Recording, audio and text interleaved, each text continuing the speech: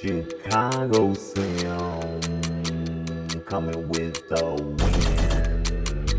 Super Puppy Podcast, Super Puppy Podcast, the best podcast, Super Puppy Podcast, the best. This is Super Podcast, Puppy Podcast, the best podcast.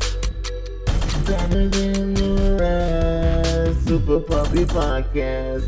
Bust your shots in your ass, Super Puppy Podcast. Welcome to the latest episode of the Super Puppy Podcast. I am your host, Tony Minor, aka Chicago Slim, and the name of this episode is All the Way Live, because we are live. That makes sense. I would like to welcome one of my favorite comedians in the comedy game. He gives a hilarious performance, which you guys will be able to see right after we finish taping. The illustrious and incomparable Jason Weems. What's up, guys? How y'all doing? Thank y'all for coming out. We appreciate it. We appreciate it. I'll just hand this back and forth. Okay. I'm a news broadcaster. Jason Weems is a Baltimore native. Yeah.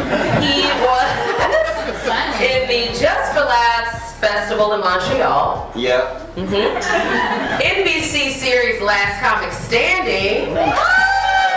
Did that a couple times. He also taped his first comedy special, Yeah. Jason Weems Volume 1, Intellectual Property of Baltimore. Right. Well, it's not called Intellectual Property of Baltimore. It's just called Intellectual Property. I live in Baltimore. That'd be a weird title. I wrote it down like, Yeah, okay. Makes sense. He also has the Lunchtime Show on his website, jasonweemscomedy.com. Yeah, that's on there. Don't worry, he's gonna tell us more about it. We're just running it down first, okay? He's also has on their website Beige History. Little known beige history facts. Little known Beige History facts. What is Beige History? Beige history is the often overlooked history of the beige species. And what is the... It's me and him. It's me and that dude right there, and also the guy on the camera. Right, I see some beige ladies not laughing. I don't know who this guy is, but I like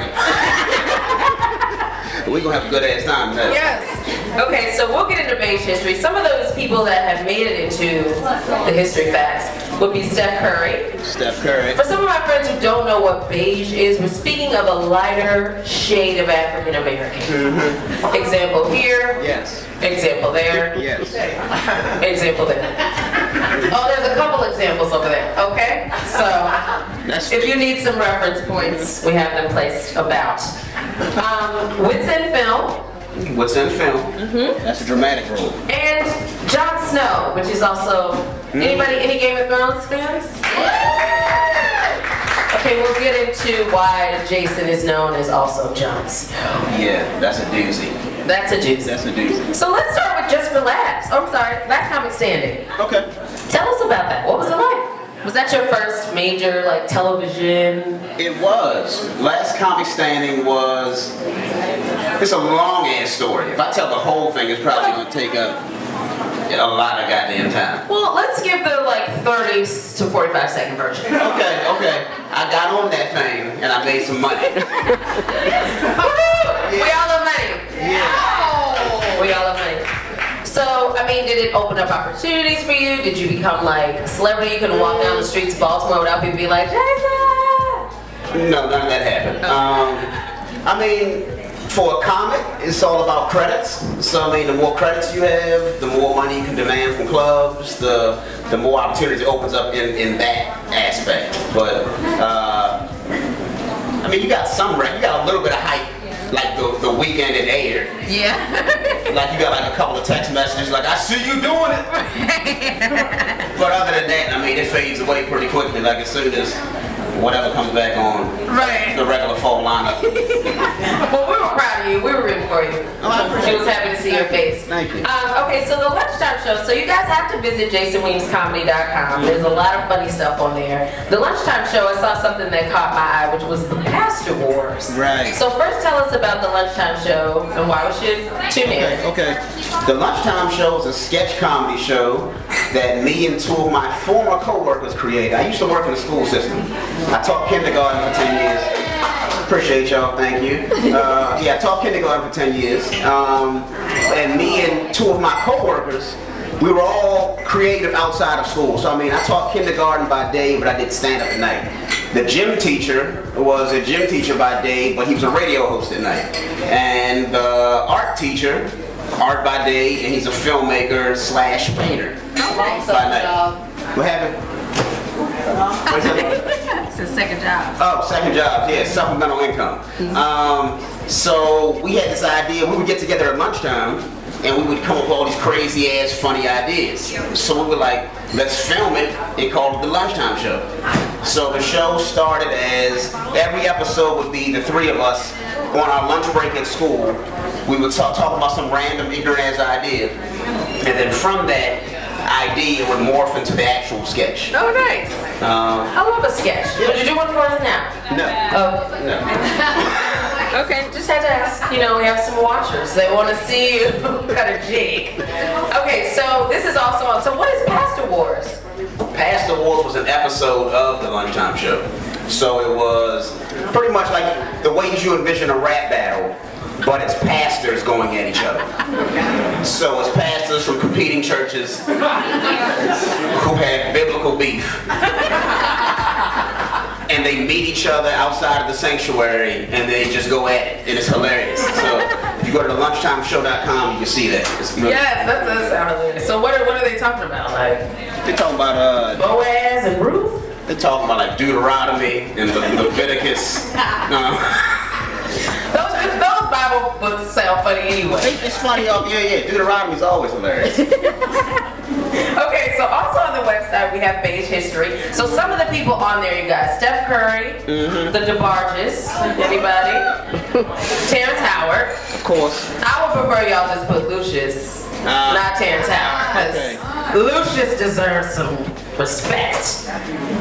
The light-skinned Aunt Viv. So if you watch The Fresh Prince of Bel-Air, there was two Aunt Vivs. We talk about the lighter one. That's history. Because she was beige. Right, she was. She was beige. Genuine. Riding that pony all the way to the history. All the way through history. And then the beige Black Panthers. Right. Only the beige ones, not the brown ones. Just Huey. Mainly Huey. Wakanda. Okay, we'll get into Wakanda. Woo, Wakanda. Okay. So, where did the idea for beige history come from? Being beige? I had some jokes about being beige in my stand-up routine. And I started selling shirts, which I have some tonight if you want to buy them.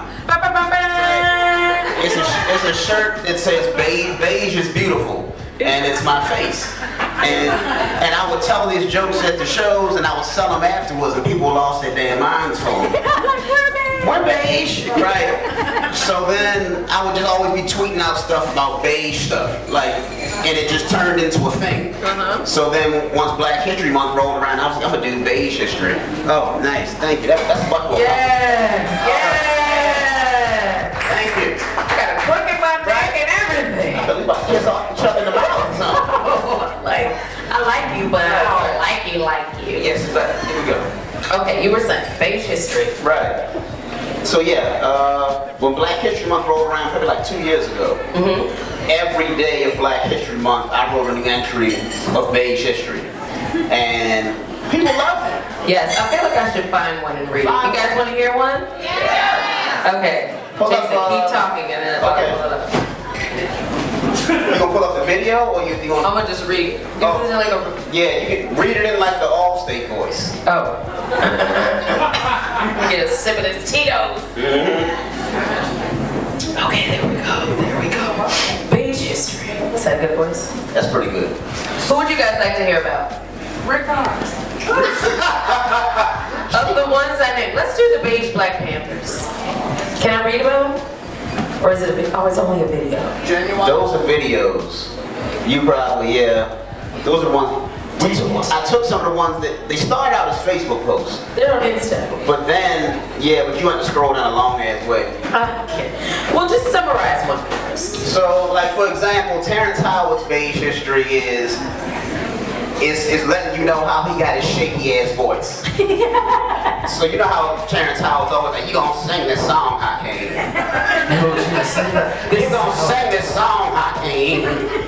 Shaky voice. So a lot of people don't know that Terrence Howard got that voice. He didn't always speak like that. Oh. Back when Terrence Howard was 7 years old, his grandmother told him to go get some 40-watt light bulbs from the cellar.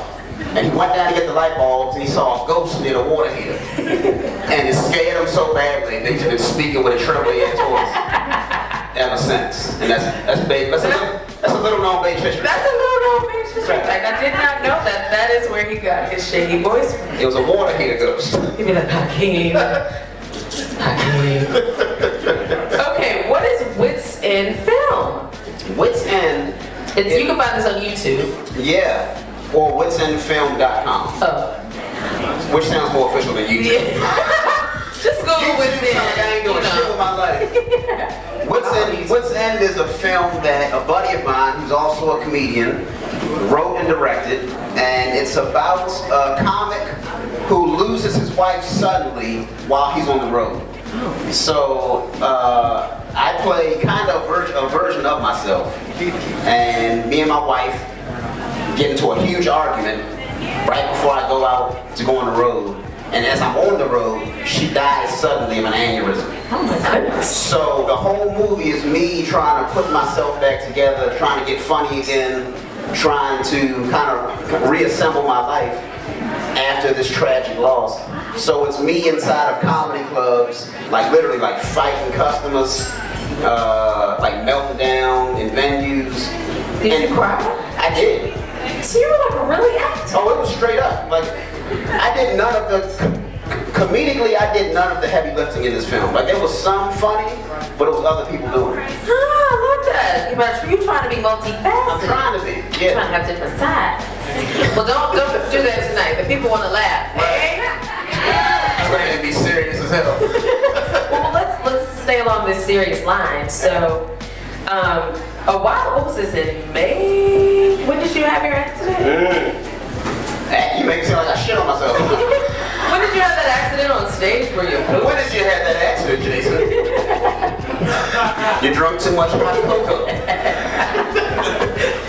When did this happen? May 3rd of 2017, I was in Philly doing a show, and I was supposed to do 45 minutes on stage that night. About 2 minutes into me being on stage, I had a severe asthma attack, which left me dead for 5 minutes. So, Amen right here. This is the Lord's work. This ain't nothing. Deuteronomy. Leviticus. Right here. Yeah, so I've had asthma my entire life. It's kind of gotten worse during certain periods. But that night that I went to Philly, it was weird because there were no signs that I was going to have an attack. I wasn't fighting a cold. I wasn't stressed out. It was nothing. So there's signs, yeah. Typically. I'm not really, I got on stage and I was in the audience's ass. Like, they was losing their minds. There was a dude in the front row who grabbed the table. He was laughing so hard. You ever see a motherfucker grab a table? I know that. They were losing it. Huge laugh. I'm waiting when you're a comic, you know not to step on your laugh. So if you get a big laugh, you let the audience get it out before you go on to your next thing. Oh, that's what it's called. Right. Look at me, step Let me write that down. your laughs. Okay. So I'm standing there waiting for the audience to chill out, and I feel like this attack coming on. And I'm like, oh shit. I pull my inhaler out, I puff it twice, thinking that's going to help it. It gets worse. Oh no. So I go outside, I'm literally on the sidewalk out in front of this club on my knees, like gasping. Luckily there was a doctor in the crowd that night, and she was behind me, and I could hear her voice. It almost felt like, when I tell it sounds very dramatic, because it sounds like an angel. Right. It was good, I couldn't see her.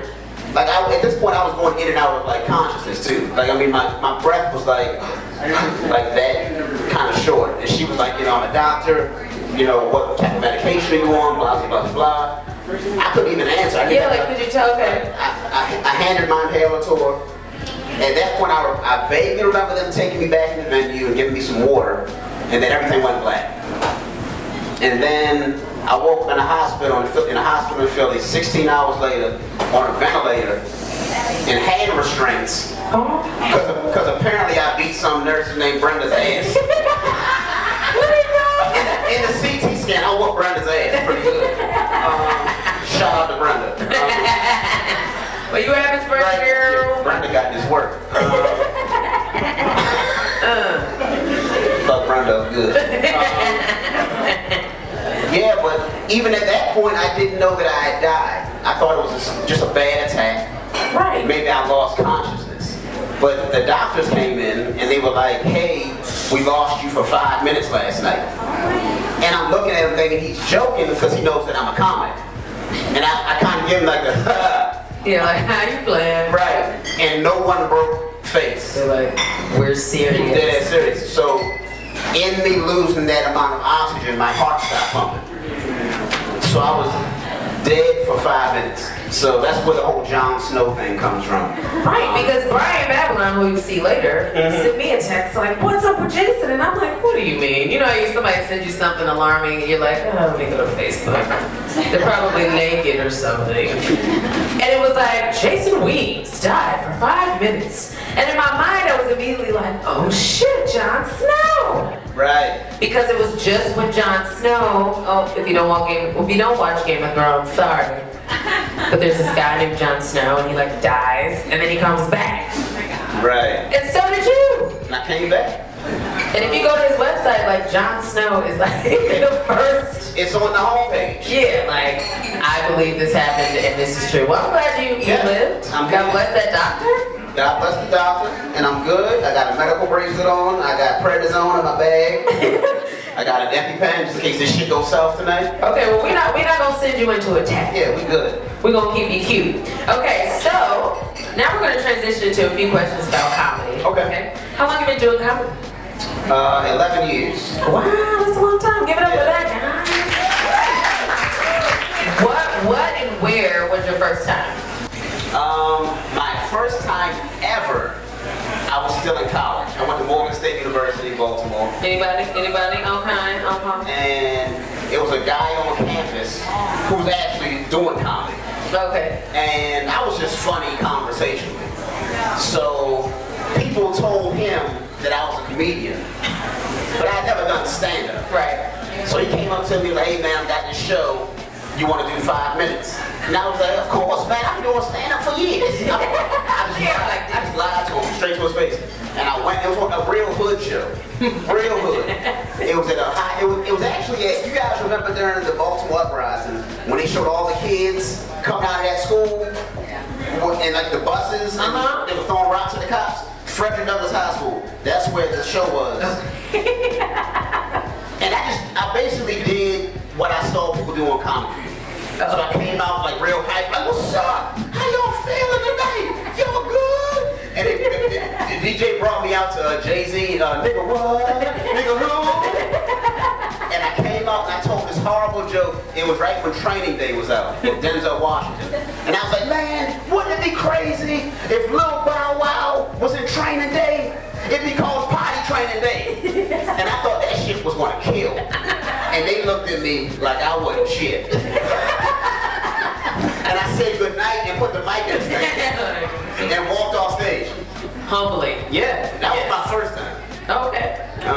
What was the worst time? That might have been the worst. They don't like to talk about their worst time. They like every time is good. No, I've had lots of bad shows. Really? Anybody that say they ain't had bad shows is lying. Does it affect you? Like at this point in the game, are you like, still? Or are you just like, psh, I know I'm good?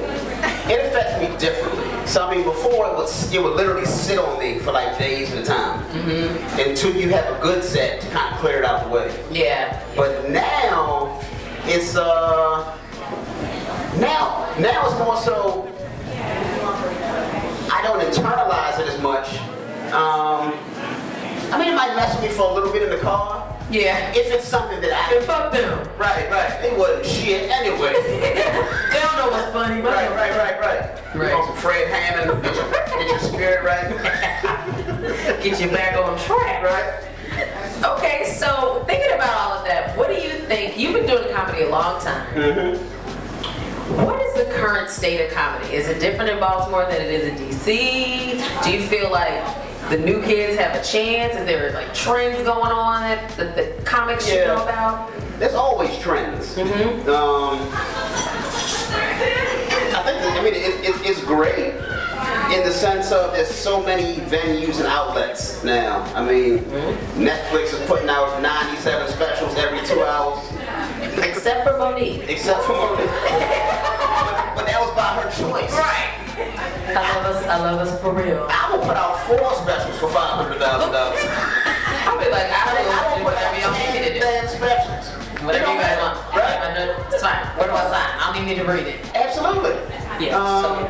But no, I mean, for me, it's good. I mean, it feels to be a little bit oversaturated. Okay. So it takes a little bit longer for the cream to rise. Yeah, true.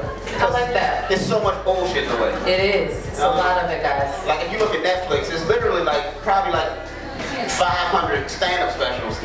Ones that don't even populate normally. Right. But if you watch like a Chappelle special, then it'll feed you some other shit like, how about this? Yeah. How about Chris Rock? How about this? Right. Oh, we thought you liked the low lives. Right. Okay, so one question I like to ask all comics that come on the show, and this is kind of deep. Do all laughs matter? All laughs matter. So like sometimes you get a little chuckle, sometimes you get big laughs. Right.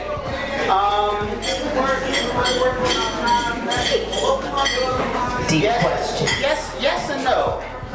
I mean, for me, the giggles don't do shit for me. The giggles ain't shit. I need that laugh when you like stand up and walk away from the table. I need the laugh when you just get your car keys and leave. Like, I'm not messing with you. I can't deal with this shit no more. Goddamn, what are you doing back there? Is it a wedding? What's going on? He threw down like 37 forks. You're too loud over there. Sorry. Allow that as bartender. Okay, so thank you, Jason, for dealing with me in these comedy questions. Sure. We're going to transition to we're winding down, folks. So now, at this point in the show, I like to play a little game with my guests. And the name of this game is Blackness Debunked. Intrigued? Yes. Okay, so what we're going to do is I'm going to question Jason on 6 stereotypes about African Americans that are rooted in racial and historical rhetoric. Okay. And I want you to tell me, and you can play along, okay? Is this a credit card info? What is this? Hold on. Oh, that's my card. Give me my money, thank you. M&T Bank? You got the number like something. Right. Okay, excuse me. Okay, so I'm gonna ask you 6 questions. Okay. Stereotypes from the black community. You will tell me if you think they are fact or fiction. Got it. And I have some support that will defend it either way. Okay. Okay? The first question is, do black folks get the itis after eating? Now the itis, let me explain it. They answered it damn good. Hell yeah! I spit it right now. I just had some chicken. No, okay, I mean chicken, not chicken like that, guys, okay? Short term for less palatable term, N-word itis. The term is used both in the United States and the Caribbean to describe the routine of becoming sleepy after a large meal. The itis is jokingly said to affect blacks more than any other group. The term also implies that the person who has the itis is lazy and often too fatigued to return to work after their midday meal. Who wrote that? Did you write that, Tony? No, but it sounds okay. A person named Dirty East. Okay, so this is credible. This is credible. I know Dirty. He's a good guy.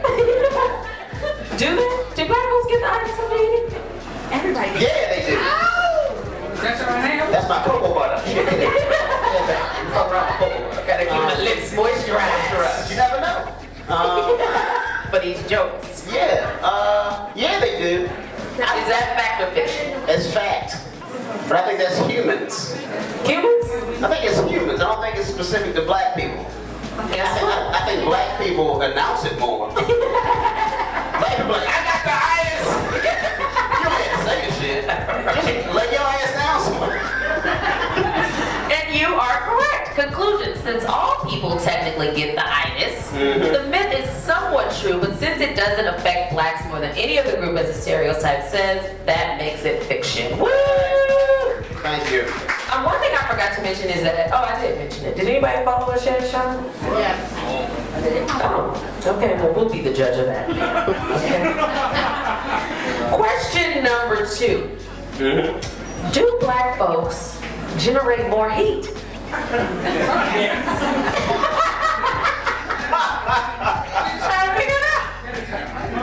Do they generate more heat than just more than other groups. Okay, so it says the cliched scenario is that a room filled with black people where the room then becomes uncomfortably hot and someone frustratingly calls out, "There are too many black people in here."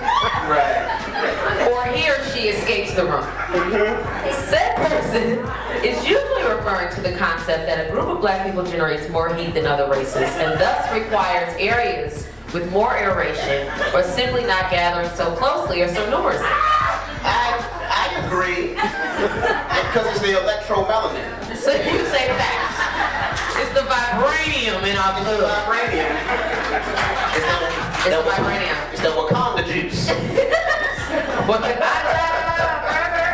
Okay, so you say fact. I say yes. Fiction.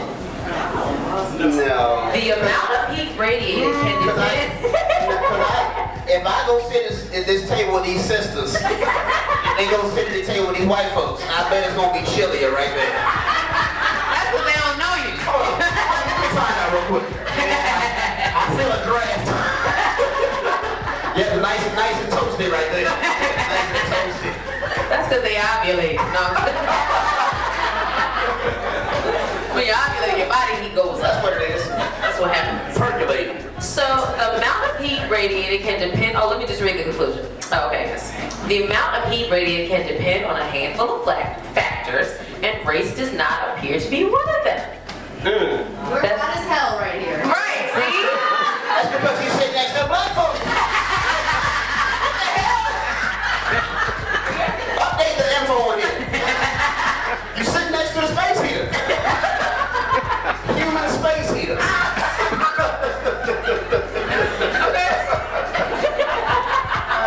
Shit. Okay, next question. Now this one is one that follows blacks, especially one like myself, who was up in years, but doesn't appear so. Right. You do have a very youthful. I have a very youthful glow. Okay? Good for you, girl. The question is, does black crack? Yes. I've seen some crack black in these streets. Oh yeah, you live in Baltimore. I've seen some crack ass black. They be cracked in Baltimore. No, More ways than one. I don't think black cracks as quickly. They're missing a few words at the end. But I have seen some cracks as black. Okay. I got some pictures on my phone. We'll pass them around at the end. Yeah, right. We'll just display it on the TV, like examples of crack. Okay, the We should start a podcast called Crack Black. We'll change the name of it. Okay, the answer is fact. Fact what? Black doesn't crack. Let me just explain. In my dermatology practice, says Dr. Andrew F. Alexis, the director of Skin Color Center at St. Luke's Roosevelt Hospital in New York City. In my dermatology practice, black men and women tend to present with skin aging concerns about a decade later than my patients with lighter skin. So still, that doesn't say the black don't crack. It say black crack 10 years later. Okay. We'll give you that one. Okay. Okay, now this one is a little more racy. Ladies, the heat's about to go up on the ladies' table. Okay? Yeah. The question is, and don't just say this because you're black, okay? Okay. And Sean, you be quiet. Are black men well endowed? Yeah. Yes. Oh. I've got all types of penis. So down the leg,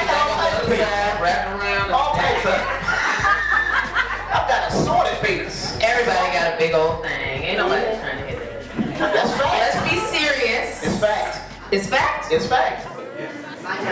Is this a fact? You guys ready? Fiction. No. Perhaps among African men there is a slight difference in size, but among African American men, this stereotype is like in fiction.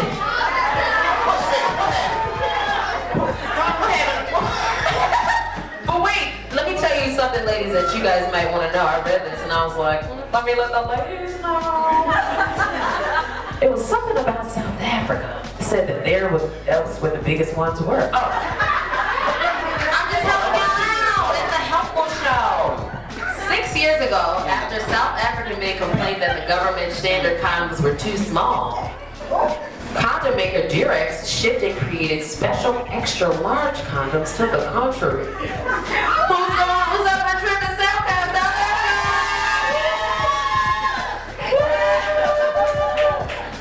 We're gonna like bum rush.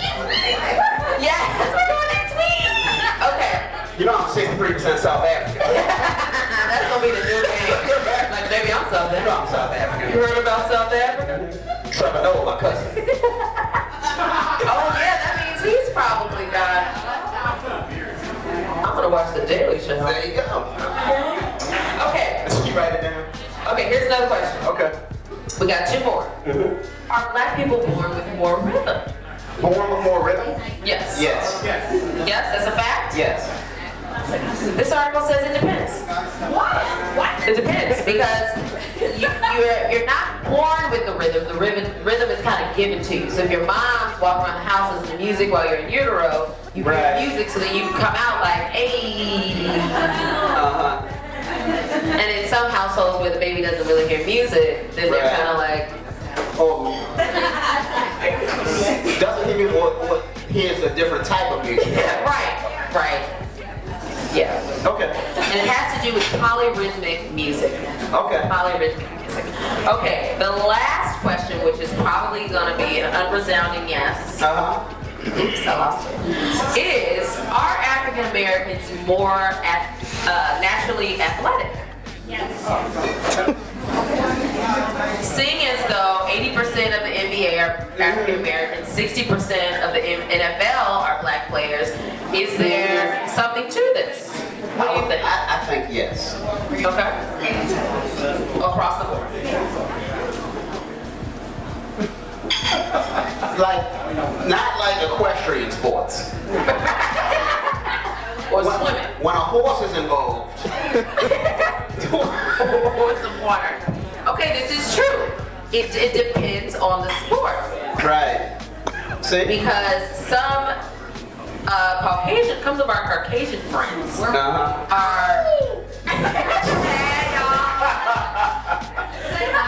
they're dominant in some athletics that include like winter sports. We're tropical people. Right. Yeah. Right. So, so it's not generalizable to all sports. I got you. Okay. Okay? Good to know. All right, everybody, thanks for playing. All right. Thanks for playing Blackness Debunked. Well, you know what, Jason? This was quite a fun episode. I hate to tell you, but we might have to record it again because this microphone's over here. Where else? I don't know. We got nothing. I'm gonna go back and listen like I can't even hear. But we got the video, and that's all that matters. That's all that matters. So, ladies and gentlemen, what I'm gonna do at this point is give you guys Jason so you can hear him and laugh at his jokes. So, ladies and gentlemen, give me a big round of applause for Jason Weems. Fuck around here. There it is. Everybody good? Y'all warm enough? Chicago sound coming with the wind. Super Puppy Podcast, Super Puppy Podcast, the best podcast, Super Puppy Podcast, the best. It's the Super Podcast, Puppy Podcast, the best podcast. Better than the rest, Super Puppy Podcast. Bust your shots in your ass, Super Puppy Podcast. Don't sleep, y'all.